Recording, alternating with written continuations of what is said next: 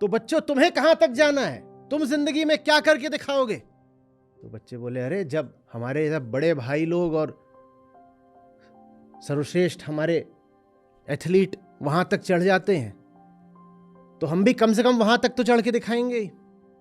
उस मंदिर तक जाएंगे। एक दो ये भी बोले हम चोटी तक जाएंगे। एक दो ने ये भी कहा कि ये जो अभी आप हमें पर्वत दिखा रहे हो ये सबसे ऊंचा पर्वत नहीं है पूरी पर्वत श्रृंखला का, एक दो पर्वत इससे भी ऊंचे, हम वहां तक भी जाएंगे। बोले अरे तुम बेकार के बेकार ही रह गए, छोटे लोगों के छोटे मंसूबे, क्या तुम बात कर रहे हो? तुम्हें तुम्हारे अतीत का कुछ पता है, तुम्हारा गौरवशाली महान अतीत? वो छोटे बच्चे फिर ऐसे हो गए, हमें नहीं पता, बताइए। हमारी तो खेलने कूदने दौड़ने में रुचि रह गई, इतिहास की कक्षाओं से तो हम गोल हो जाते थे, हमें नहीं पता हमारा अतीत। बोले हम तुम्हारा गौरवशाली अतीत तुमको बताते हैं।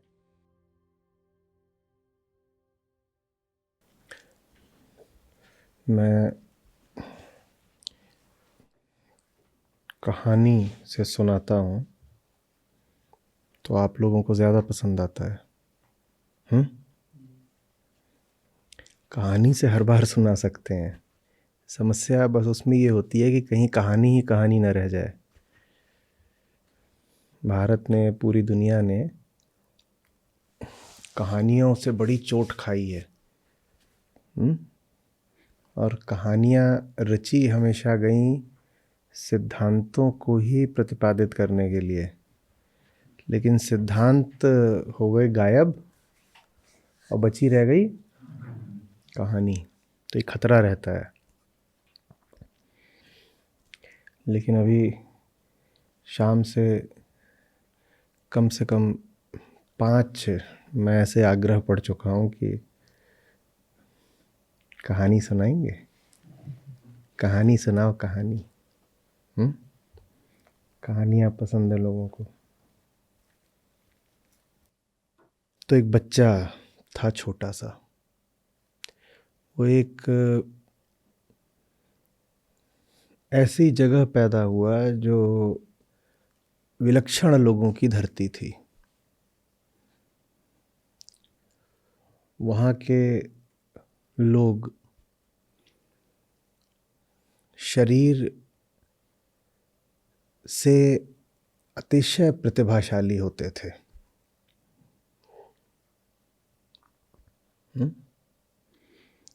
बहुत हजार सालों से वहाँ पर शारीरिक सौष्ठव और श्रेष्ठता की परंपरा ही चली आ रही थी।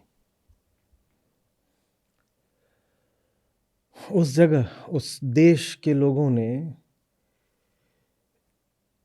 ऐसे ऐसे शारीरिक कारनामे अंजाम देकर दिखाए थे जो अन्य जगहों के लोग सोच भी नहीं पाते थे। शरीर से जो कुछ किया जा सकता है, मजबूती से पत्थर उठाना, दौड़ जाना, तैर जाना, उछल जाना, झुकना, कितना झुक सकते हो, फेंकना, कितनी दूर किसी वजन को फेंक सकते हो। इन सब में उस देश के लोग एकदम पारंगत होते थे और पूरी दुनिया उनका लोहा माना करती थी। बाप रे बाप, क्या लोग हैं। कंधे के काम बताओ तो कंधे के कामों में सबसे आगे। छाती के काम बताओ तो उसमें सबसे आगे। टांगों के काम बताओ तो उसमें सबसे आगे। हाथों की मुट्ठियों की मजबूती देखो, उसमें सबसे आगे। क्या लोग हैं। फिर न जाने क्या हुआ, आप बताइएगा क्या हुआ। कहानी आगे बढ़ेगी तो मैं आपसे पूछूंगा कि क्या हुआ। फिर न जाने क्या हुआ कि वहाँ जो ये शारीरिक दक्षता की परंपरा थी वो फीकी, कुछ धुंधली पड़ने लग गई। जो नए किशोर और नौजवान निकल करके आए उनमें पहले जैसा दम दिखाई नहीं पड़े। अभी भी ठीक थे, शायद बाकी जगहों से अभी भी श्रेष्ठ, लेकिन वो पहले वाला हुनर और पहले वाली चमक अब नज़र नहीं आ रही थी। तो चिंता बढ़ी, गोष्ठियाँ बैठी, लोगों ने विचार किए, और विचार की ये श्रृंखला बहुत सालों तक चलती रही। और उसमें देखने को यही आ रहा था कि हर बीतती पीढ़ी के साथ, बल्कि हर बीतते वर्ष के साथ, ये देश अपनी स्वर्णिम परंपरा से हाथ धोता जा रहा है। तो लोगों ने सोचा क्या करें। तो जो अब एकदम नई पौध आ रही थी, एकदम ताज़ी पीढ़ी, उसके लिए एक कार्यक्रम तैयार किया गया। बोले अब कहीं ना कहीं ये जो पूरी ढलान है, ये जो उतराव है, इसको रोकना पड़ेगा। तो अब जो ये नन्हे पैदा हो रहे हैं, इनके लिए हम शारीरिक शिक्षा का एक नया कार्यक्रम बनाते हैं, ताकि जो कुछ भी नुकसान हुआ है उसकी भरपाई हो सके। तो नया कार्यक्रम बनाया गया। तो ये बच्चे थे, अब ये जब शिक्षा पाने की उम्र में पहुँचे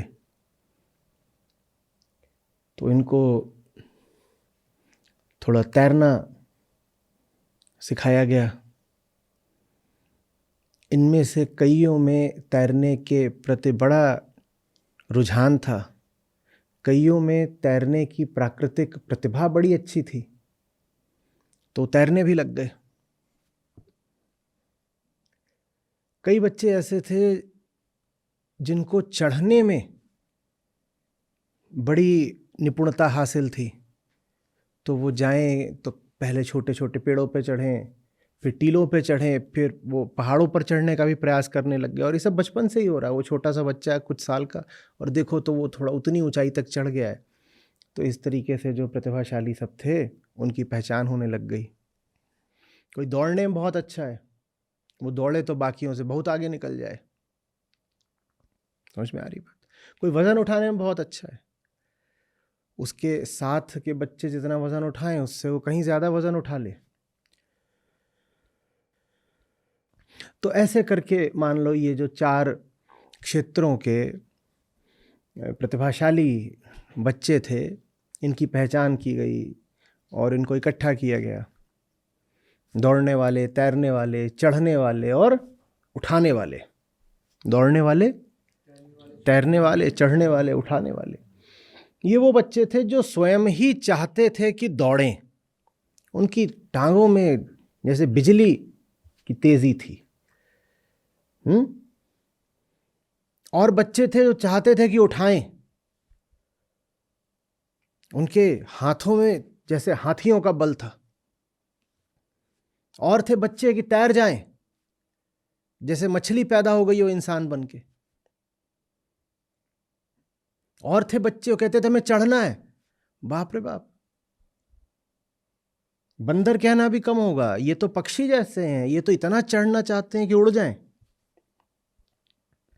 अब ये सब प्रतिभाशाली बच्चे इकट्ठा किए गए और हुआ कि अब इनको विशेष शिक्षा दी जाएगी, ताकि देश की जो पुरानी विरासत है उसको फिर से हासिल किया जा सके। तो इनको विशेष शिक्षा दी जाने लगी। कैसे? कि जो तैरने वाले सबसे सुयोग्य बच्चे थे उनको ले जाया गया सागर किनारे और बोला जाओ तैरो, देखें कितनी दूर तक जा सकते हो। बच्चे हैं, छोटे हैं, वो थोड़ा अपना वहां तक गए, लौट आए। तो जब लौट आए तो पूछा गया अच्छा जो बड़े भाई वगैरह हैं या हमारे यहाँ के आजकल के बड़े तैराक हैं देश के, उनको देखा है तैरते हुए? वो बच्चे छोटे बोले हाँ देखा है। बोले उनको कहाँ तक देखा है तैर कर जाते हुए? बोले हमने देखा है वो जो दूर द्वीप दिखाई दे रहा है वो वहाँ तक तैर के जाते हैं। बोले बहुत बढ़िया। बोले तो तुम भी बड़े होकर के कितनी दूर तक जाना चाहते हो? तो पूछा उन बच्चों से कि तुम भी जब बड़े हो जाओगे तो कितनी दूर तक तैर जाना चाहते हो? वो बच्चे बोले हम भी कम से कम उतनी दूर तो जरूर जाएंगे। जितनी दूर ये हमारे बड़े जवान भाई लोग तैर जाते हैं, वो वहाँ दूर वो दिखाई दे रहा है द्वीप, हम भी वहाँ तक जाएंगे। कुछ बच्चे थोड़ा सा उसमें और साहसी थे और उत्साही, वो बोले हम उतनी दूर तक नहीं जाएंगे, हम उससे थोड़ा आगे भी जाएंगे। तो वहाँ उनका प्रशिक्षक खड़ा था, वो उन बच्चों को देखकर हंसने लग गया। वो हंसने लग गया, बोलता है अरे तुम क्या तुलना कर रहे हो आजकल के तैराकों से अपनी? तुम्हारे आदर्श बस यही लोग हैं, ये तुम्हारे बड़े भाई लोग। तुम्हें पता है हमारे यहां पर परंपरा में, अतीत में कैसे पुरखे पूर्वज हुआ करते थे? बच्चों की आंखें विस्मय से बिल्कुल फैल गईं। बोले कैसे हुआ करते थे, बताइए बताइए। बोले उधर देख रहे हो, वो सूरज डूबने वाला है। बोले हाँ। बोले वो सूरज डूब रहा है, वो कितनी दूर होगा? बच्चे बोले बहुत दूर होगा। बोले बताओ कितनी दूर होगा? अब बच्चे क्या जाने, उन्होंने कुछ अनुमान लगाया। बोले जितनी दूर ये द्वीप है, इससे कम से कम 100 गुना दूर तो होगा। बोले अरे 100 गुना दूर? कम से कम उससे 1,00,000 गुना दूर है। जहां देखो वो दूर देखो, और सांझ के समय सूरज ऐसा लगता है समुद्र में डूब रहा हो। बोले देखो वहां तक।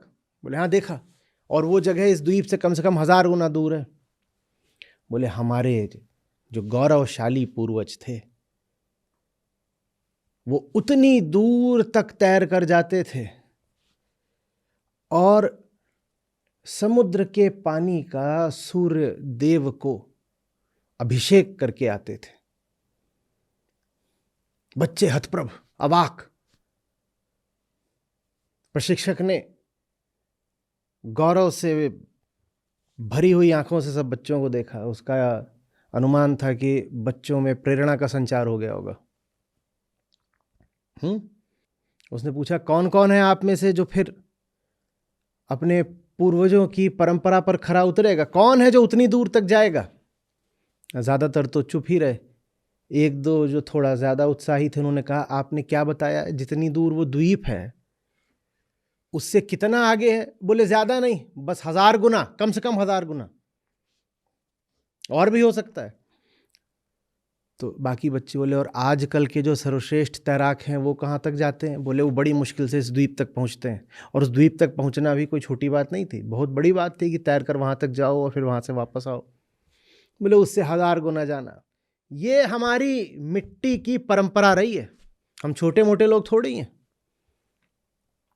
ये ज़मीन कोई साधारण ज़मीन नहीं है। दुनिया के दूसरे देश एक तरफ, हमारा देश एक तरफ, ये मिट्टी खास है, तभी तो यहाँ आज तक सर्वश्रेष्ठ दौड़ने वाले, चढ़ने वाले, भागने वाले पैदा होते रहे हैं। बोले अच्छा। बच्चों का स्वर थोड़ा मंद पड़ने लग गया था, तो जो प्रशिक्षक था उसने और उत्साह में आके कहा अरे तो क्या तुम सिद्ध करना चाहते हो कि तुम ऐसे गौरवशाली बापों की नालायक औलादे हो? उठो और अपना खोया वैभव हासिल करो। अब ये बात कही जा रही है उनमें प्रेरणा संचारित करने को, और वो बच्चों के मुंह ऐसे हुए जा रहे इतने बड़े। बोल रहे हाँ जरूर जरूर जरूर करेंगे, जरूर करेंगे। समझ में आ रही बात? जो दूसरा दल है बच्चों का जो पहाड़ पे चढ़ता है, अभी पहाड़ तो क्या चढ़ेगा, छोटे मोटे अभी टीले चढ़ा करता है। अब उसकी ओर देखने चलते कि वहां क्या चल रहा है। तो वहां भी एक विशेष प्रशिक्षक खड़ा हुआ है जो उनका महानता से परिचय करा रहा है छोटे बच्चों का। बोल रहा है ए नन्हो, वो सब धुरंधर चढ़ने को तैयार ऐसे ऐसे अपना कर रहे हैं। हाँ हाँ अभी बस सीटी बजे और भग से चढ़ जाए जितना। अब कितना चढ़ेंगे, इतने इतने तो जितना चढ़ सकते हैं। बोल रहे कहाँ तक चढ़ते हो? तो बोला ये रहा इधर, इसका नाम लालू, इसका नाम पीलू, ये काला, ये सफेदू। बोले सबसे आगे तक तो वो जाता है, पहाड़ का ही पहाड़ी, वो सबसे ऊपर पहुंच जाता है। बोले सबसे पीछे कौन रह जाता है? तो बोलता है ये इधर, ये कालू, ये इसका कुछ पता नहीं, रोज सबसे पीछे रहता है। बोले फिर भी कितना जाते हो? तो कोई बता रहा है मैं वहाँ उस पेड़ तक जाता हूँ, कोई बोल रहा है उस पत्थर तक जाता हूँ, कोई बोला वहाँ मैं उस झरने तक चढ़ जाता हूँ, जितना जो बता सकता था। बोले अच्छा। बोले आजकल के जो हमारे देश में सर्वश्रेष्ठ पर्वतारोही हैं, वो कहाँ तक जाते हैं? तो कुछ बच्चे जानकार थे, उन्होंने बताया, बोले वो जो ऊपर मंदिर दिखाई दे रहा है हमको पता है, वहां तक चढ़ जाते हैं, वहां तक। एक बच्चा और ज्ञानी था, वो बोला नहीं, वहीं तक नहीं चढ़ जाते, हमें ये भी पता है, अभी कुछ ही साल पहले उनमें से एक पूरा ऊपर तक, चोटी तक होकर आया था। बोले हाँ। तो बच्चों, तुम्हें कहां तक जाना है? तुम जिंदगी में क्या करके दिखाओगे? तो बच्चे बोले, अरे जब हमारे सब बड़े भाई लोग और सर्वश्रेष्ठ हमारे एथलीट वहां तक चढ़ जाते हैं, तो हम भी कम से कम वहां तक तो चढ़ के दिखाएंगे ही। उस मंदिर तक जाएंगे। एक दो ये भी बोले हम चोटी तक जाएंगे, एक दो ने ये भी कहा कि ये जो अभी आप हमें पर्वत दिखा रहे हो, ये सबसे ऊंचा पर्वत नहीं है पूरी पर्वत श्रृंखला का, एक दो पर्वत इससे भी ऊंचे, हम वहां तक भी जाएंगे। बोले अरे तुम बेकार के बेकार ही रह गए, छोटे लोगों के छोटे मंसूबे, क्या तुम बात कर रहे हो? तुम्हें तुम्हारे अतीत का कुछ पता है? तुम्हारा गौरवशाली महान अतीत? वो छोटे बच्चे फिर ऐसे हो गए, हमें नहीं पता, बताइए।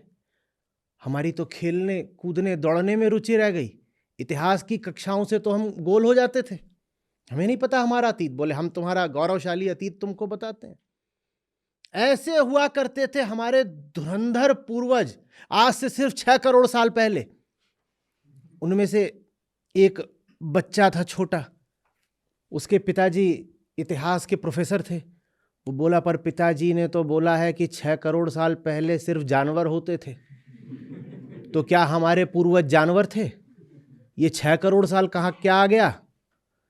क्योंकि मेरे पिताजी ने तो लगातार यही जाना है, पढ़ा है और पढ़ाया है कि जितने साल पहले की आप बात करा करते हो, तब तो पृथ्वी में सिर्फ जानवर ही हुआ करते थे, और आप बोल रहे हो कि इतने करोड़ साल और इतने लाख साल पहले हमारे पुरखे।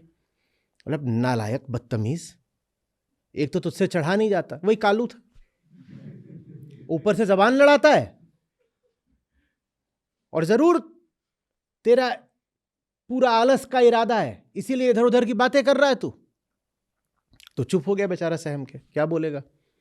बोले तुम्हारे महान पूर्वज, ये चोटी क्या देख रहे हो? चोटी तो कुछ नहीं, 3 कदम में उस चोटी तक पहुंचते थे, और उसके बाद उस चोटी पर वो अपना पैर रख के उछलते थे।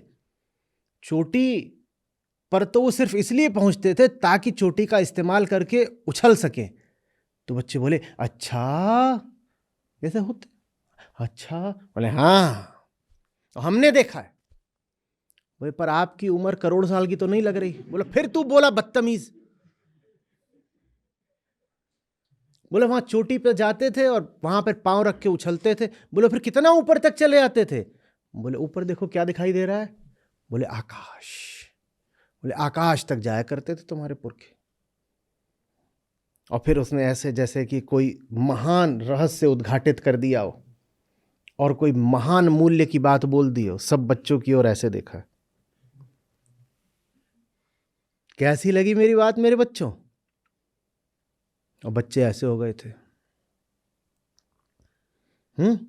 कभी देखा है कि जब कोई बेचारा एकदम सहम जाता है, दुबक जाता है, तो थूक गटकने लगता है, तो वो ऐसे अपना,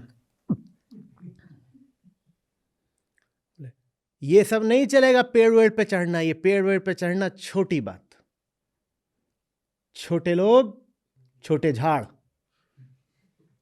ये झाड़ नहीं चलेगा। मुझसे बोले हाँ हाँ हम समझते हैं, हमें वहां चोटी तक जाना है, शिखर तक। बोले शिखर नापना ये फालतू लोगों के काम है, ये तो किसी भी देश के लोग कर लेंगे। इस भौतिक शिखर पर चढ़ना कुछ रखा है इसमें? दुनिया के सब भौतिकवादी देश हैं, वो भौतिक शिखरों पर चढ़ते रहते हैं।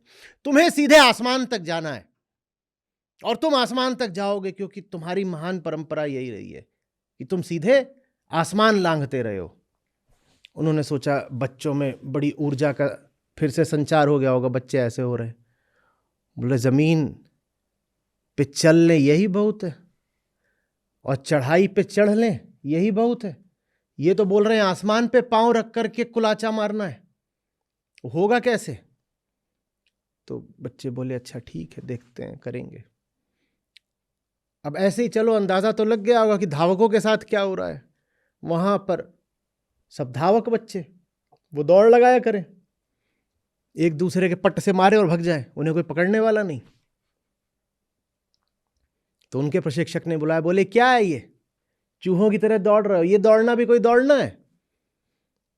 तुम्हें तुम्हारी महान परंपरा का पता है कुछ? बोले नहीं पता। बोले बताओ, ये जो आजकल के तुम्हारे देश में ये जवान धावक हैं, ये कितनी तेज दौड़ लेते हैं? बोले बहुत तेज दौड़ लेते हैं, हमें पता है। जो इनमें सबसे तेज दौड़ता है हमने देखा है उसको, वो 100 मीटर सीधे 10 सेकंड में करता है। बोले ये दौड़ना भी कोई दौड़ना है? मैं बताता हूं कि तुम्हारे महान पूर्वज कैसे दौड़ा करते थे। बच्चों ने उन्हें कैसे देखा बताइए? बोले ऐसे देखा करते थे कि वहां कोई खड़ा हो, आधा मील दूर, और मैं यहां से चिल्ला करके उसका नाम लूं। मान लो उसका कुछ नाम है, क्या नाम है? मोहन। और यहां पे खड़ा हुआ है सोहन, और मैंने चिल्ला के बोला मोहन। जितनी देर में मेरी आवाज पहुंचती है मोहन तक, उससे पहले मोहन तक सोहन पहुंच जाता है। आवाज की ध्वनि से ज्यादा तेज दौड़ते थे, सुपरसोनिक थे तुम्हारे पुरखे। मार्क 1, मार्क 2 ऐसे उनके नाम होते थे। जैसे होता है ना, राजाओं के नाम होते हैं, लुई 1, लुई 2, चार्ल्स 1, चार्ल्स 2। बोले हमारे पुरखों के नाम होते थे मार्क 1, मार्क 2। उसको पता ही नहीं चलता था मोहन को कि मैंने उसको आवाज दी। मेरी आवाज उस तक पहुंचे उससे पहले सोहन पहुंच जाता था। बच्चों ने सुना, बच्चों को मनोरंजन तो बहुत हुआ। फिर वो बच्चों की तरफ देखते हैं ऐसे करके, तो बच्चों तुम में से कौन तैयार है मार्क 5 बनने के लिए? कोई बच्चा ऐसे देखने लग गया, अरे मेरे फीते खुल गए, जरा मैं नीचे बांध लूं पहले। एक बोलता है मैं रुमाल कहीं पीछे गिर गया क्या, जरा ढूंढ के आता हूं। एक दूसरे को चपाट मारने लगा, बोला तुझसे कहा था ना ये दौड़ना अच्छा काम नहीं होता। फंसा दिया, खुद भी फंसा, मुझे भी यहां ले आया। ये मार्क 5 बना के मारने का पता नहीं क्या कर रहा है।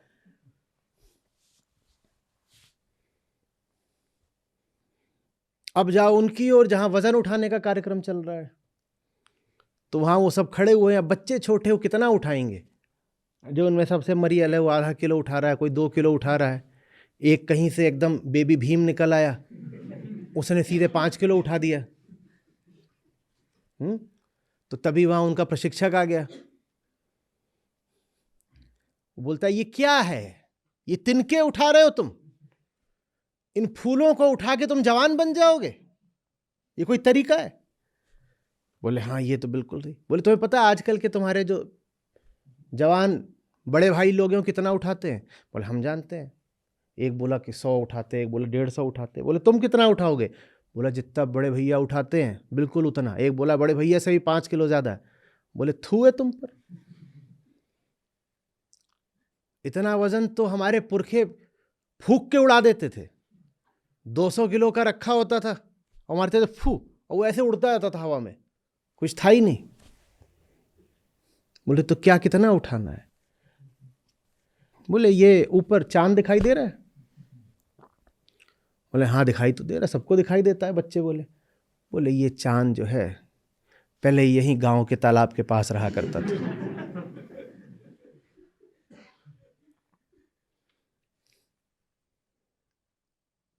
फिर एक दिन हमारे महान पूर्वजों को इस चांद पे क्रोध आ गया।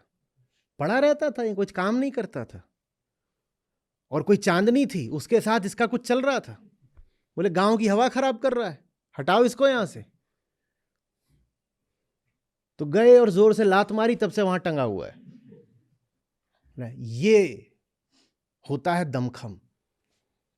बोले ये तुमको करके दिखाना है। तो वो बच्चे बोले ठीक है करके दिखाएंगे। अब उसमें किसी बेचारे का नाड़ा ढीला होने लग गया है, किसी को प्यास लगने लग गई है, कोई बोल रहा है अरे मेरा कुछ आज तो होमवर्क अभी बाकी है, घर जाना है। एक बोला माँ ने बोला था दिन ढलने से पहले आ जाना, नहीं आऊंगा तो मारेगी। वो भग लिया। ऐसे ऐसे हो रहा है। अब हम ये दृश्य जरा आगे बढ़ाते हैं। 6 महीने बाद आप बताइए अब क्या हो रहा होगा।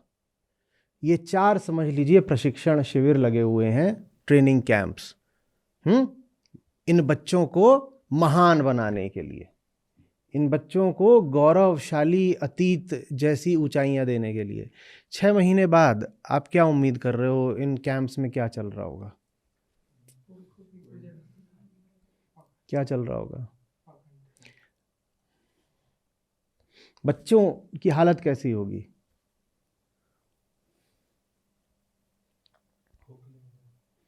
बच्चे खोखले हो गए होंगे।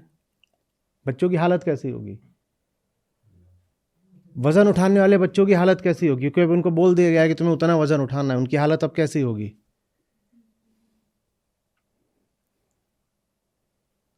छह महीने बाद आप में से कोई एक बंधु वहां पहुंच जाता है, कहता है इनके प्रशिक्षण शिविरों का थोड़ा मुआयना करेंगे।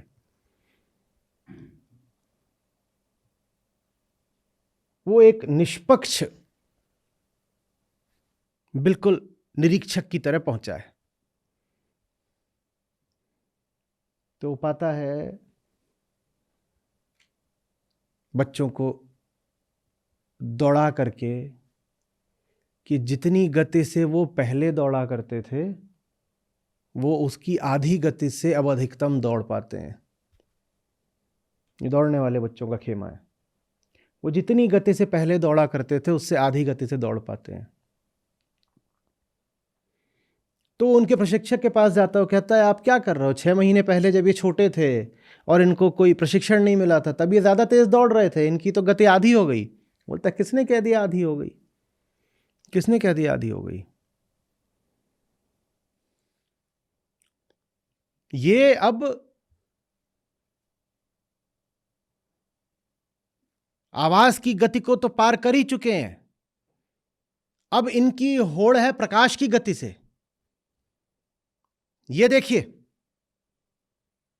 ये रहा सारा लेखा जोखा।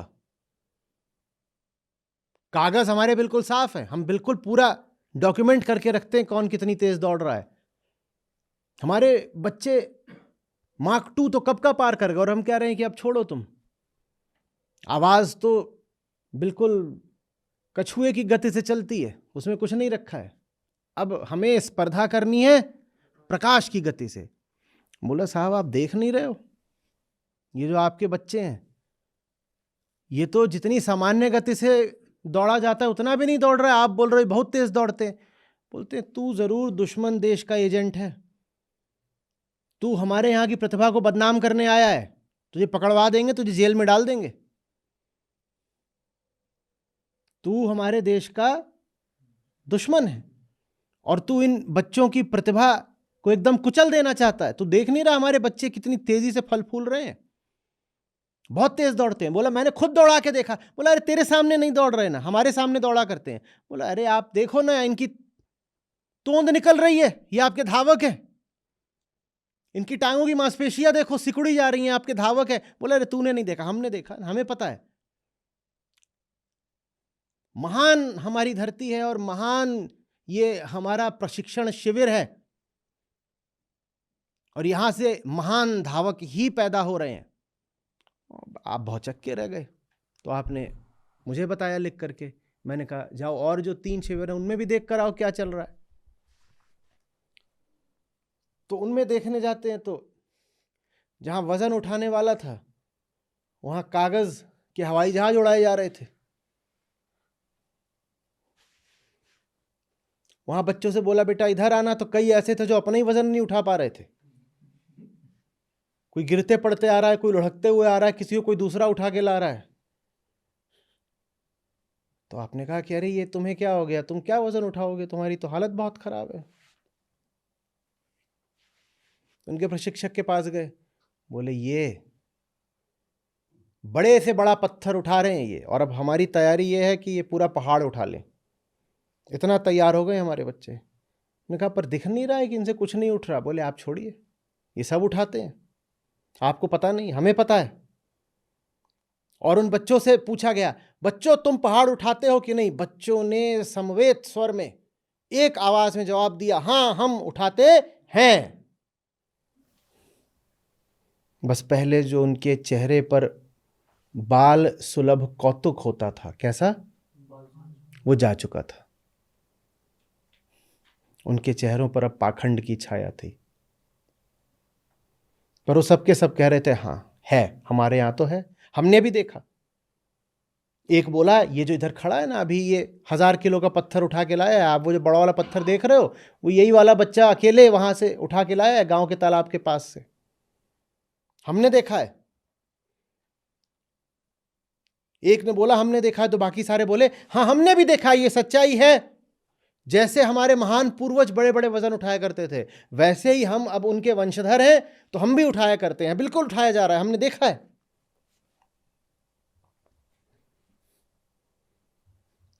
तैरने वाले बच्चे क्या कर रहे थे? कुछ नदी किनारे पड़े थे, वहां पर कीचड़ थी, उसमें लौट रहे थे। कुछ समुद्र किनारे पड़े थे, वहां रेत थी, वो उस रेत से घर और गुड़िया बना रहे थे, खिलौने बना रहे थे। उनका बेटा कितना तैरते हो? बेटा कितना तैरते हो? बोले बहुत तैरते हैं, वो जो सामने द्वीप है वो तो हमने कब का पार कर दिया। बोले और क्या करते हो बच्चों? बोले ये उधर वाला आप वो देख रहे हो, वो लालू, उसका मुंह लाल लाल दिख रहा है आपको? बोले हाँ दिख रहा है। बोले कैसे लाल हुआ आप बताइए?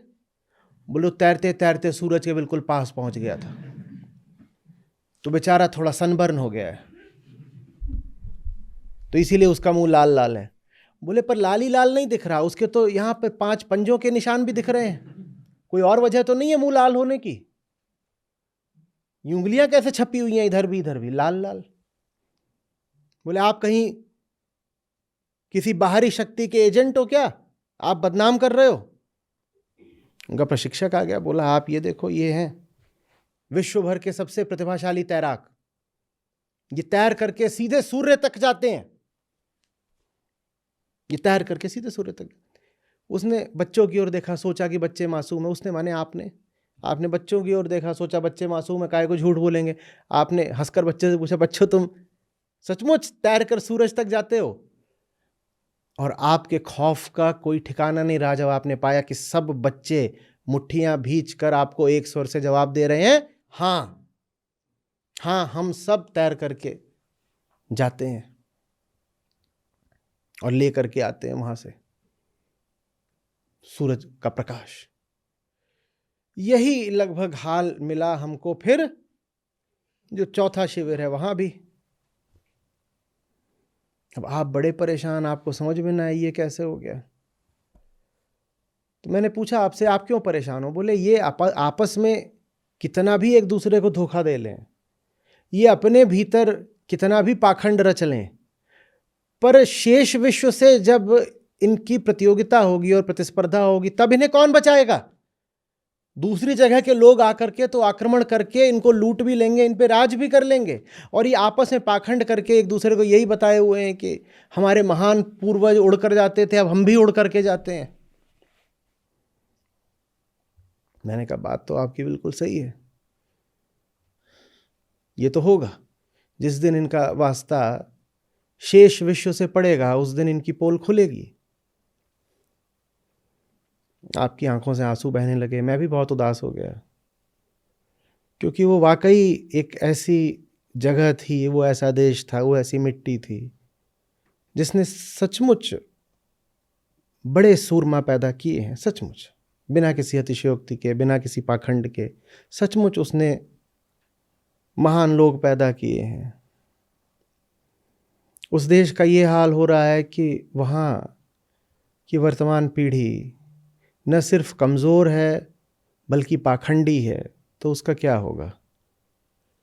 उसका वही होगा जो पिछले बहुत सालों से होता आ रहा है कि दुनिया भर में सबसे पीछे रह जाएगी वो जगह, जबकि उस जगह की योग्यता है, अधिकार है कि उसे आगे होना चाहिए। उसके अतीत में सचमुच काफ़ी कुछ है जो गौरवशाली है। तो आप और मैं दोनों उदास एक दूसरे के सामने बैठे हुए हैं। आपने पूछा ऐसा हुआ क्यों, ऐसा क्यों हुआ? मैंने कहा ऐसा इसलिए हुआ क्योंकि हमें तथ्यों से संतोष नहीं है। इंसान को हम इंसान नहीं रहने देना चाहते। हम इंसान को कहानी बना देना चाहते हैं।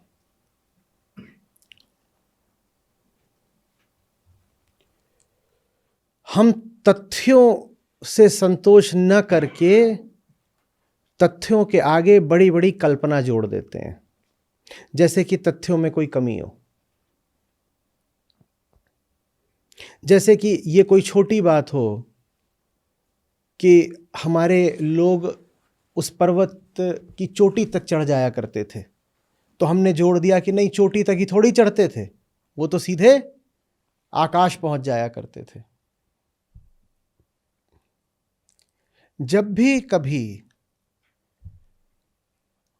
महानता को अलंकृत, आभूषित और अतिशयोक्तिपूर्ण रूप से महिमा मंडित करने की कोशिश की जाएगी, पाखंड का जन्म होगा ही होगा। और पाखंड और कमजोरी हमेशा एक साथ चलते हैं, नहीं तो पाखंड की जरूरत क्यों पड़ेगी? जो कमजोर नहीं है वो पाखंड क्यों करेगा? और जो कमजोर है उसे पाखंड करना पड़ता है, और जितना वो पाखंड करता जाता है उतना वो और ज्यादा कमजोर होता जाता है। पाखंड माने कुछ नहीं, झूठ, बस झूठ ही है पाखंड, और क्या। हमारे पुरखों ने उस चोटी को विजय किया, हमें इस बात से संतोष नहीं हुआ, हमने कह दिया नहीं, चोटी तक ही थोड़ी चढ़ते थे, आसमान तक चढ़ जाते थे। चोटी इस जमीन का हिस्सा ही है, भले ही वो उठी हुई है, पर है वो भी जमीन ही। हमने जमीन की बात को सीधे आसमान का बना दिया। जो बात जमीन की है हमने उसको जमीन का नहीं रहने दिया, हमने उसको सीधे आसमान का बना दिया। और हमने सोचा ऐसा करने से हमारे गर्व में वृद्धि हो जाएगी। दूर उस द्वीप, उस टापू तक तैर कर जाना और वहां से वापस आना, यही कोई अपने आप में छोटी बात नहीं थी, पर हमने उस बात को भी बहुत बढ़ा चढ़ा करके रखना चाहा। हमने शायद ये सोचा होगा कि किसी बात को बढ़ाना उस बात के प्रति सम्मान का द्योतक होता है, पर हमें ये समझ में नहीं आया कि जब आप किसी की उपलब्धियों को बढ़ाकर पेश करते हो तो आप ये कह रहे हो कि उसकी उपलब्धियां पर्याप्त नहीं हैं, और जिसकी उपलब्धियां पर्याप्त नहीं हैं आपने घोषित कर दिया ऐसा, ये तो उसके प्रति अपमान की बात हो गई ना। किसी के लिए घोर अपमान की बात है कि उसके कद को, उसकी महत्ता को, उसकी उपलब्धि को बढ़ा चढ़ाकर अतिशयोक्तिपूर्ण तरीके से प्रस्तुत किया जाए। यह अपमान है, यह अपमान है। पर हमने यही करा। अगर इतना भी कह दिया होता कि आपके पूर्वज उस टापू तक जाते थे, तो ये अपने आप में बड़े गौरव की बात है, कोई छोटी मोटी बात नहीं है, बिल्कुल कोई छोटी बात नहीं है। लेकिन हमें संतोष नहीं हुआ, हमें तथ्य में कल्पना को जोड़ना जरूरी था, हमें सच में झूठ को जोड़ना जरूरी था। तो हमने पाखंड करा, हमने बोला नहीं, वो टापू तक नहीं जाते थे, वो सीधे वहां क्षितिज पर जहां सूरज डूब रहा है वहां डूबते सूरज को छू कर आते थे। और ऐसी कहानियों की हमने बड़ी बड़ी किताबें बना ली, खूब हमने किताबें बना ली जिनमें यही भरा हुआ है कि कैसे कोई हमारा महान अग्रज था जो कभी तैरा था और सीधे गया था तैरते तैरते और सूरज को छू करके आया था। और ऐसी ही कहानियां कहानियां कहानियां हमने भर डाली। और हमने सोचा उन कहानियों को पढ़ने से जो नई पीढ़ी है वो उत्साहित हो जाएगी और वो ऊर्जा से संचारित हो जाएगी। पर ऐसा नहीं हुआ। आपने उनके सामने इतनी ऊंची बात रख दी कि उनका तो मनोबल ही टूट गया। आपने कह दिया बड़े से बड़ा वजन 100, 200, 500 किलो उठाना काफी नहीं है, तुम्हारे बाजुओं में इतनी ताकत होनी चाहिए कि तुम अपने बाजुओं से चांद उठा लो पूरा। आपने लोगों का मनोबल तोड़ दिया। उन्होंने कहा जो अब हो ही नहीं सकता उसके लिए प्रयास भी क्यों करें। अगर हो सकता होता, हमारी क्षमता से थोड़ा सा बाहर का होता तो हम अपनी क्षमता बढ़ाते, फिर हम पाते क्षमता से अभी भी थोड़ा और बाहर बाहर का है तो हम और प्रयास करते। पर आपने तो ऐसी बात बोल दी जो हम जानते हैं कि संभव है ही नहीं। कौन अपने बाजुओं से चांद को, ग्रह को, करोड़ों अरबों किलो के वजन को उठा लेगा? कोई नहीं उठा सकता। पर आपने कहा तुम्हें उठाना पड़ेगा क्योंकि तुम्हारे पूर्वज ऐसा करा करते थे, तुम्हारे महान पूर्वज ऐसा करते थे। तो महान लोगों का आपने इतना बड़ा आदर्श सामने रख दिया कि आज के लोग महान तो छोड़ दो, औसत भी नहीं रह गए। और ये बात उनको अब स्वीकारने में बहुत शर्म आती है कि हम उन महान लोगों के आगे कुछ भी नहीं है, तो क्या बन गए हैं अब? पाखंडी। अब वो ये मान ही नहीं सकते कि आपके जो पुराने लोग थे वो तो करोड़ों किलो उठाते थे। जो पुराने लोग थे वो करोड़ों किलो उठाते थे और आप 1000 किलो भी नहीं उठा रहे। भाई अगर वो करोड़ उठाते थे और आप उन्हीं के कुल से हो तो आप कम से कम 1000 तो उठाओ। पर 1000 उठाना भी मनुष्य के लिए संभव नहीं है, 1000 किलो। तो ये जो पूरी पीढ़ी है बच्चों की, ये पाखंडी बन रही है और वे पूरी तरह पाखंडी बन के निकलेगी। ये कुछ नहीं उठाएंगे और दावा करेंगे कि मैंने करोड़ किलो का उठाया है, और इस दावे को सत्यापित करेंगे यही इनके प्रशिक्षक। एक झूठ बोलेगा और दूसरे झूठ को सच का ठप्पा दे देगा, यही चलता रहेगा। बात समझ में आ रही है? जब आप एक अप्राप्य अस्पर्श्य आदर्श खड़ा कर देते हो लोगों के सामने, तो उससे उनमें ललक नहीं उठती उस आदर्श को पाने की। उससे वो पूरे तरीके से भीतर से चूर हो जाते हैं और चूर होने के बाद झूठे और पाखंडी हो जाते हैं।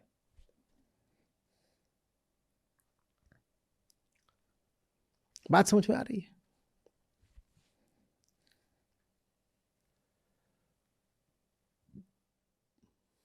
धरती का ऊंचे से ऊंचा बिंदु भी शायद इन पैरों से नापा जा सकता है, नापा जा सकता है ना। पर कैसे कोई इन पैरों से आकाश तक चढ़ेगा बताओ? और आपने क्या बोल दिया, हमारे पूर्वज कहां तक जाते थे? आकाश तक जाते थे। अब आप जान गए कि बात इन पैरों के सामर्थ्य के बाहर की है, तो अब आप प्रयास भी नहीं करोगे, आप बस पड़ जाओगे, गिर जाओगे, लेट जाओगे, टूट जाओगे। अब आप प्रयास भी नहीं करोगे और दिल ही दिल में आप भी कहोगे अरे वहां तक कोई नहीं जाता, आसमान तक। ये जो पूर्वज की कथा भी बताई जा रही है तो कल्पना ही। और जब कल्पना ही करनी है तो जैसे पूर्वजों को लेकर कल्पना करी, वैसे हम स्वयं को लेकर भी कल्पना कर लेते हैं कि हम भी उड़ गए। जब ये सारा खेल प्रयास, प्रयत्न, प्राप्ति का नहीं है, बस कल्पना और कहानी का है, तो कहानी जैसे उनके बारे में बनाई गई वैसे अपने बारे में बना लेते हैं। अब जो ये निष्कर्ष है, ये पूर्वजों के साथ भी मैं कह रहा हूं बड़ा अन्याय है, क्योंकि वो थे सचमुच गौरवशाली। बस बात यह है कि आप बोल रहे हो कि वो आसमान पे चढ़ जाते थे, आसमान पर नहीं चढ़ जाते थे। बेकार का गुब्बारा मत फुलाओ, जो तथ्य है उसको तथ्य की तरह बताओ। हां, वो ऊंचे से ऊंचे शिखरों पे चढ़ जाते थे।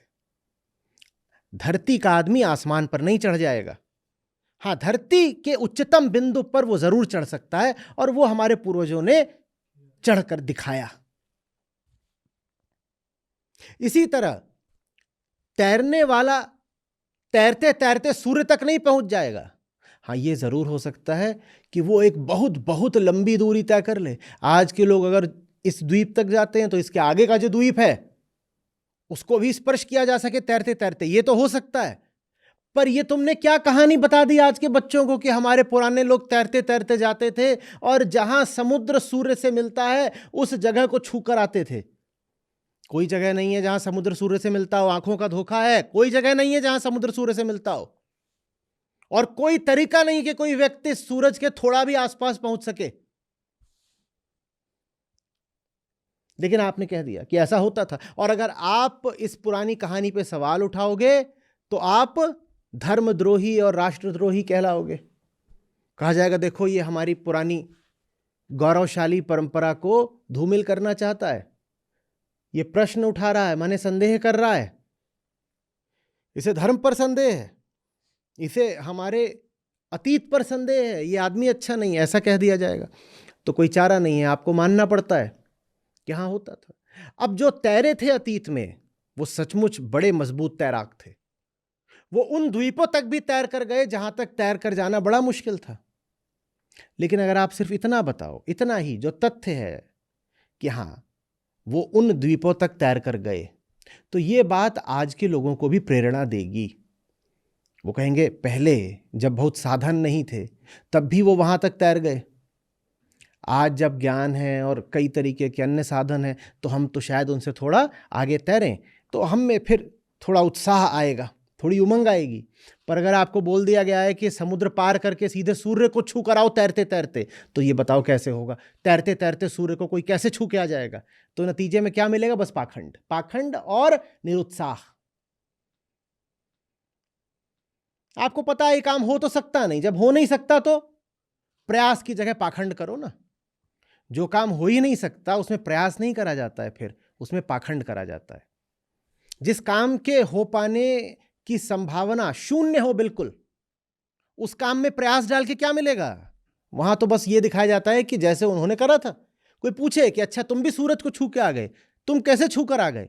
तो बोलेंगे जैसे हमारे पुरखे छू के आते थे वैसे ही हम भी छू कर आ गए। बहुत बढ़िया जवाब है। बात समझ में आ रही है? यही हाल दौड़ने वालों का है। आपके पुरखे सचमुच बहुत तेज दौड़े हैं, बहुत तेज दौड़े हैं, लेकिन न तो कोई ध्वनि की गति से दौड़ता है, न कोई प्रकाश की गति से दौड़ता है। आपने बात को इतना मिर्च मसाला लगाया कि आपने उन तेज दौड़ने वालों का भी अपमान ही कर दिया। यहां उसैन बोल्ट आए और आप कहें आइए आइए आइए, अरे देखो यही है वो जो 100 मीटर 1 सेकंड में करके आते हैं। उसैन बोल्ट को कैसा लगेगा? बहुत बुरा लगेगा। वो कहेगा मैंने जो करके दिखाया वो तुमको काफी नहीं लगता क्या?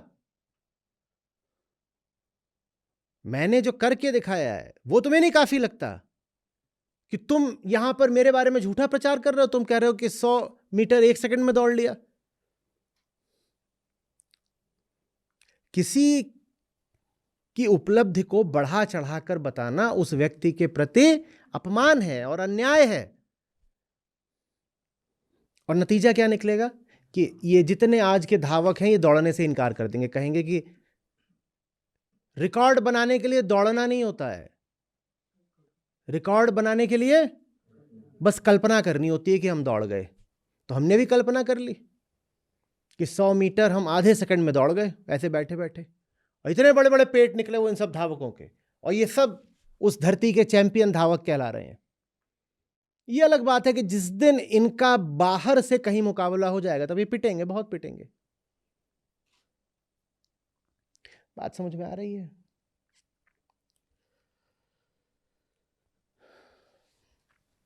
जमीन की बात को जमीन की बात रहने दो, उसे आसमान पर मत टांग दो। हम जब अपने महापुरुषों की बात करते हैं, अवतारों की बात करते हैं, मैं बार बार आपसे निवेदन किया करता हूं, मत कहिए कि वो आसमान से उतरे थे। वो जमीन के लोग थे और जमीन पर जितनी ऊंचाइयां हासिल की जा सकती थी उन्होंने हासिल करी। समझ में आ रही बात?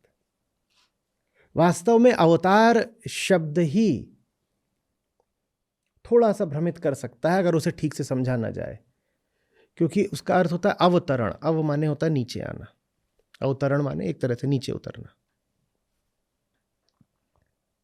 बात नीचे उतरने की नहीं है, कोई नीचे नहीं उतरता। नीचे उतरने से आशय यह हो जाता है कि पहले ऊपर था, शुरुआत में ऊपर था और फिर नीचे आया। नहीं, ऐसा नहीं होता। और अगर ऐसा होता भी है तो यह कहानी आधी है। मैं बताता हूं पूरी कहानी क्या है। कोई ऊपर से शुरुआत नहीं करता, शुरुआत सब मिट्टी से करते हैं, सब इसी मिट्टी से पैदा होते हैं, सब एक जैसे पैदा होते हैं। किसी में कोई विशिष्ट दैवीता नहीं होती पैदा होते वक्त। हटाओ सब काल्पनिक कहानियां, सब इसी मिट्टी से पैदा होते हैं। ऊपर से पैदा हो करके कोई नीचे नहीं उतरता, सब यहीं पैदा होते हैं।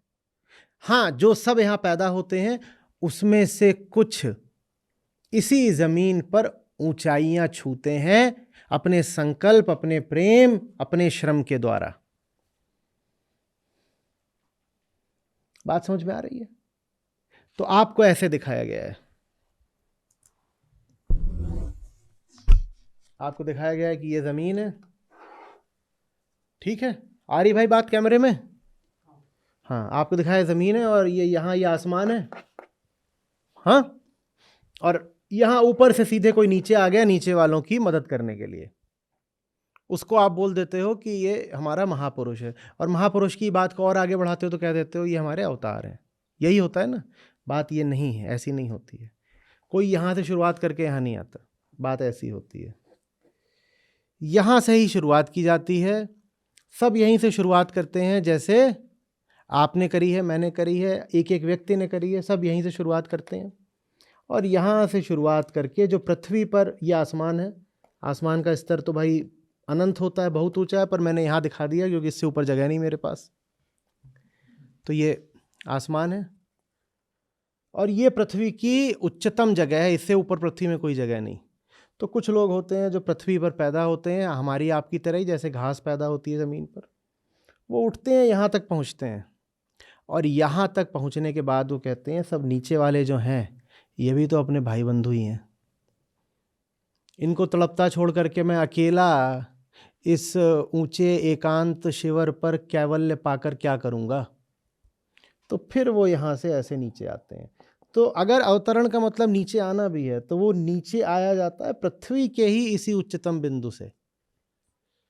समझ में आ रही बात? ये पृथ्वी की उच्चतम चोटी है, यहाँ तक चढ़ गए और फिर यहाँ से नीचे उतर गए। आसमान को छूना कुछ नहीं होता। तो आप पूछेंगे मुझसे कि फिर आसमान का इस पूरी प्रक्रिया में कोई महत्व, कोई योगदान ही नहीं है? बिल्कुल है। जो कोई इस चोटी पर चढ़ता है वो चढ़ता ही है आसमान के प्यार में। आसमान नहीं होता तो आप यहाँ क्यों आते? आसमान नहीं होता तो आप यहाँ क्यों आते? ये वो जगह है जहां आकर आसमान से संपर्क बन जाता है। जो लोग पहाड़ी जगहों पे गए उन्हें पता होगा कि सिग्नल कई बार थोड़ा ऊंचाई पे जाके मिलता है। और सिग्नल कहाँ से आ रहा होता है? आसमान से। आसमान का सिग्नल थोड़ी ऊंची जगह पे जाके मिलता है, यहाँ नीचे घाटियों में सिग्नल मिलता नहीं। तो आसमान से अगर सिग्नल वाला नाता जोड़ना हो तो ऊंची जगह पे जाना पड़ता है।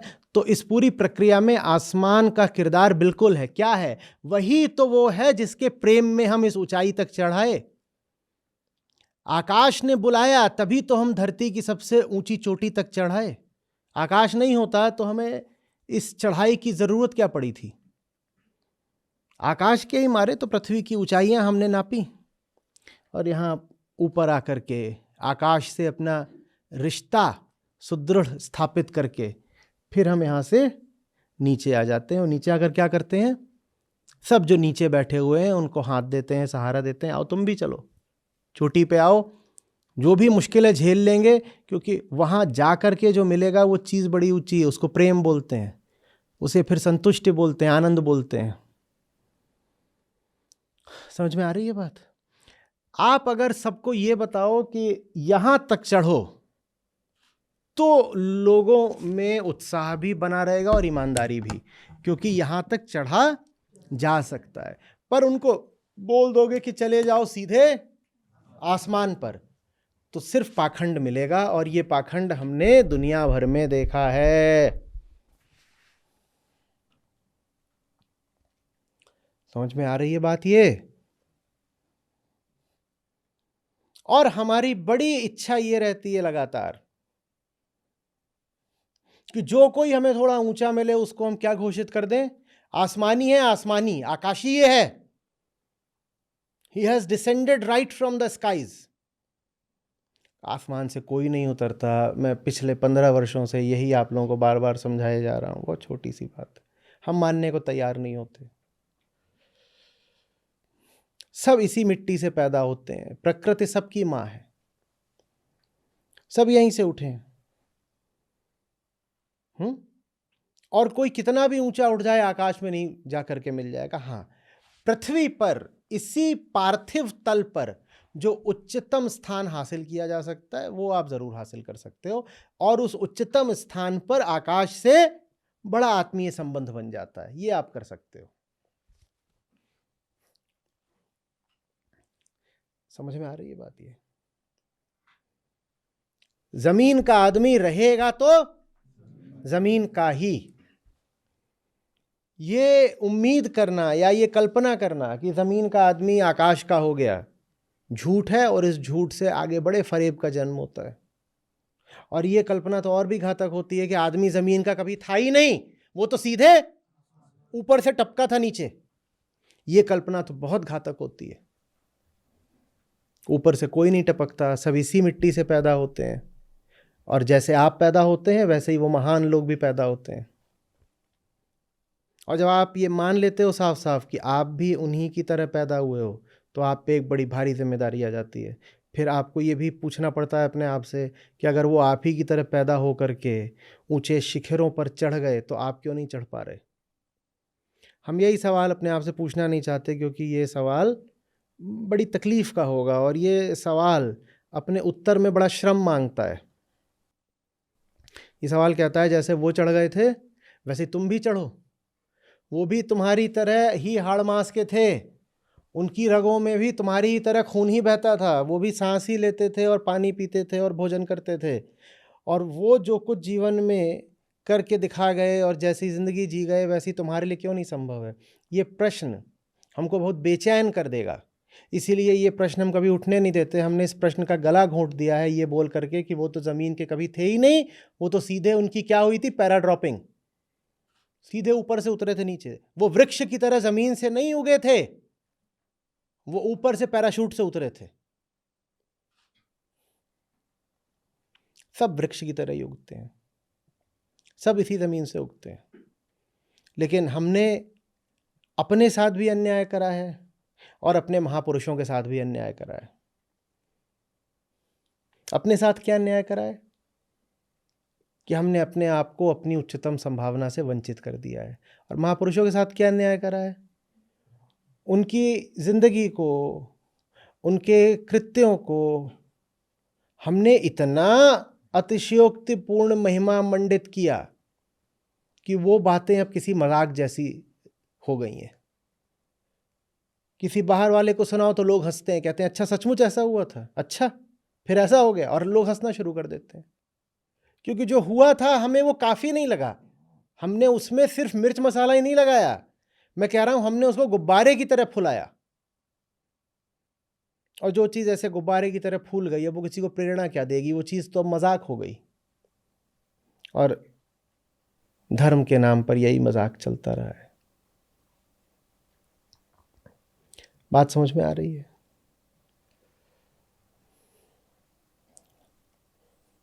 हम अपने महापुरुषों के जीवन के संघर्षों को कभी साफ साफ बताना नहीं चाहते।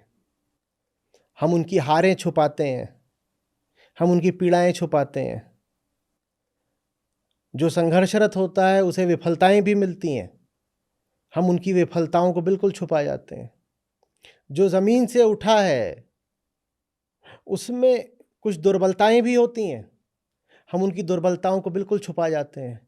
क्योंकि हमें क्या दावा करना है? हमें दावा ये करना है वो पूर्ण है, वो परफेक्ट हैं, क्योंकि वो सीधे आसमान से उतरे हैं। हम उनकी दुर्बलताएं छुपाते हैं, उनकी हारें छुपाते हैं, उनकी कमियां छुपाते हैं। नहीं तो हमें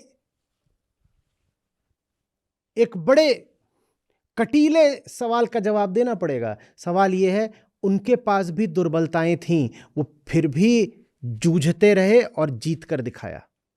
और दुर्बलताएं तुम्हारे पास भी हैं, तो तुम अपनी दुर्बलताओं का दिन रात रोना क्यों रोते हो? और हम अपनी दुर्बलताओं का रोना रो सकें और अपनी दुर्बलताओं को कवच बनाकर अपने अहंकार की रक्षा कर सकें, इसके लिए जरूरी हो जाता है कि अपने महापुरुषों को दुर्बलता रहित दिखाओ। दिखाओ उनके पास तो कोई दुर्बलता थी नहीं, वो तो भगवान जी थे, तो इसीलिए वो जिंदगी में इतने बड़े बड़े काम कर गए। क्यों? क्योंकि वो तो विशेष पैदा हुए थे ना, वो तो सीधे आसमान से आए थे। उनके पास तो कोई दुर्बलता थी नहीं, वो तो परफेक्ट मॉडल थे, तो इसलिए वो इतने बड़े बड़े काम कर गए।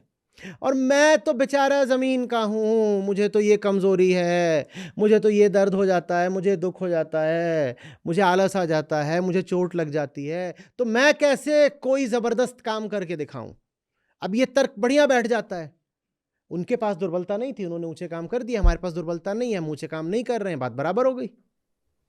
साहब, दुर्बलताएं उनके पास भी वैसी ही थीं जैसे आपके पास है, और हार उन्होंने भी बहुत खाई है, विफलताएं उन्होंने भी बहुत झेली हैं। अंतर बस ये है कि उनके पास मात्र विफलता ही नहीं थी, उनके पास विरह भी था, प्रेम भी था। उनका प्रेम उनकी सब विफलताओं पे भारी पड़ता गया। वो बोले हार सकते हैं, हार मान नहीं सकते, पीछे हट सकते हैं पर पीछे रुक नहीं सकते।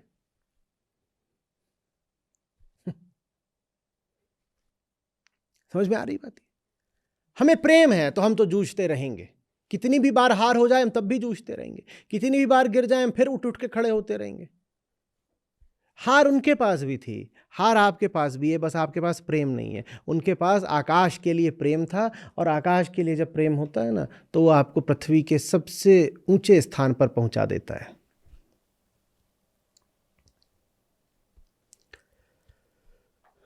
कुछ आ रही है बात समझ में? किसी भी महापुरुष को भगवान बना देना उसके साथ बड़ी नाइंसाफी है।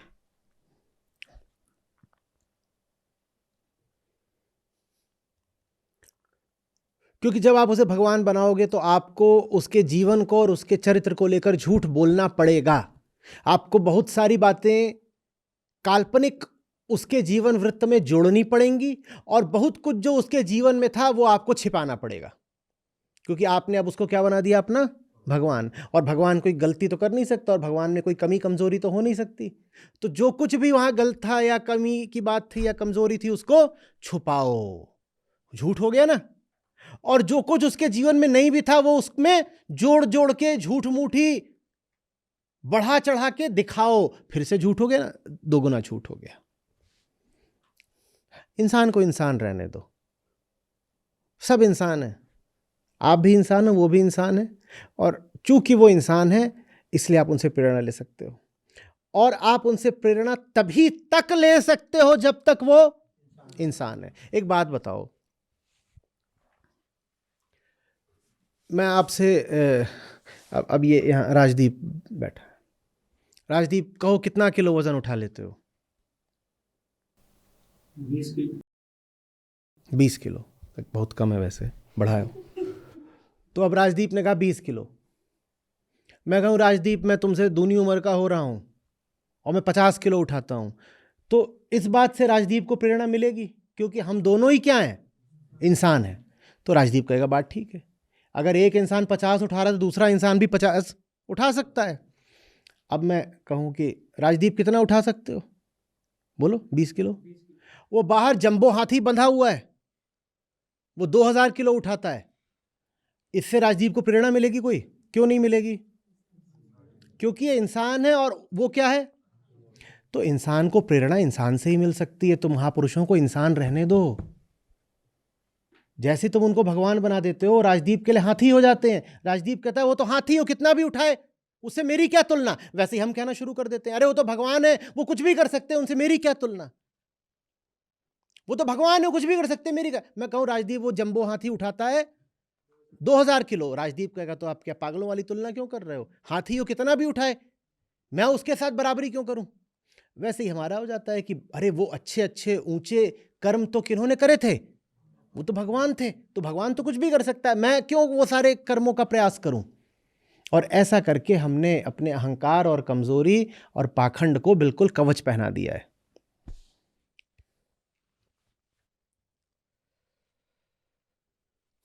समझ में आ रही है बात कुछ? हाथी 2000 किलो उठा दे, ये बड़े श्रेय की बात है, या इंसान 200 किलो भी उठा दे तो? अब बात समझ में आई? किसी को भगवान बोल दो और फिर वो 2000 वाला काम भी करके दिखा रहा हो, तो उसमें बड़ा क्या रह गया? फिर उससे हमें कोई इंस्पिरेशन नहीं मिलता, क्योंकि वो तो है ही क्या? वो तो कुछ भी करके दिखा सकते हैं, इसमें बड़ी बात क्या हो गई। लेकिन अगर इंसान 2000 का 1/10 भी करके दिखा रहा है, 200 किलो भी, तो उसको देख करके फिर हमें अपनी खोई शक्ति, सोई शक्ति याद आती है। हम कहते हैं वो इंसान अगर कर सकता है तो हम भी कर सकते हैं, हम भी कर सकते हैं।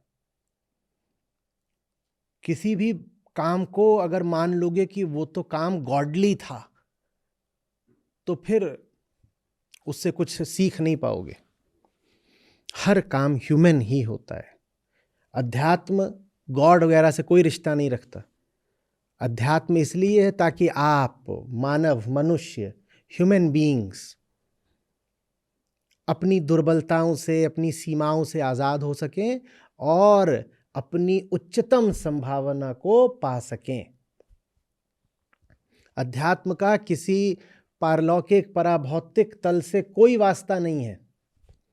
अध्यात्म का वास्ता इंसान और इंसान के दुख दर्द और इंसान की सीमाओं और भ्रमों से है।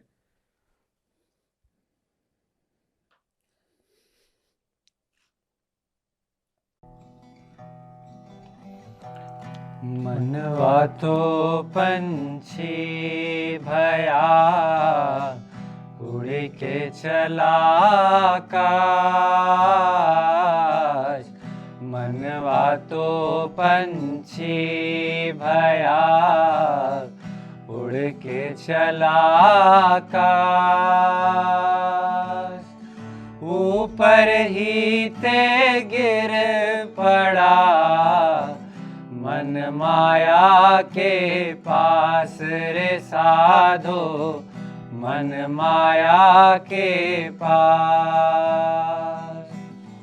साधु ऐसा चाहिए, जैसा सूप सुभाए। साधु ऐसा चाहिए, जैसा सूप सुभाए। सार सार को गही रहे, थोथा देहि उड़ाए रे साधो, थोथा देहि उड़ाए। कस्तूरी कुंडल बसे, मृग ढूंढे वन माही। कस्तूरी कुंडल बसे, मृग ढूंढे वन माही। ऐसे घट घट राम है, दुनिया देखे नाही रे साधो, दुनिया देखे नाही। ज्ञानी भूले ज्ञान कथी, निकट रहा निज रूप। ज्ञानी भूले ज्ञान कथी, निकट रहा निज रूप। बाहिर खोजे बापुरे, भीतर वस्तु अनूप रे साधो, भीतर वस्तु अनूप। कि साहिब तुम मत भूलियो, लाख लोग भूल जाए। हमसे तुमरे बहुत है, तुमसा हमरा ना है। पहला तो सबसे लास्ट जो बहुत इम्पोर्टेंट था मेरे लिए, प्रेम के बारे में सीधा सीधा बोल ही दिया कि प्रेम भावना है नहीं। दूसरा जो महत्वपूर्ण था कि हम जो बदलाव देखते हैं बाहर, तो अगर बदलाव वास्तविक देखना है तो वो भीतर समझ से देखना है, और समझ आएगी जाग कर देखने से, और जाग कर देखना होगा सिर्फ ऑब्जर्व करने से, और ऑब्जर्व करना होगा अपने को पीछे रखने से। अपने को पीछे रख कर देखना, है ना, जहाँ मैं का इंटरफेस ना हो, बीच में मैं ना आ जाए। तो ये प्रोसेस एक बना दिया मैंने। और फिर एक चीज बहुत अच्छी जो आज मिली कि जब भी सुनना होगा तो निष्प्रयोजन और निश्रम होगा, आपके श्रम से नहीं होगा, तब बीच में कुछ नहीं आएगा, तब मैं भी नहीं आएगा। तो कुछ इतना सा लिया मैंने यहाँ से।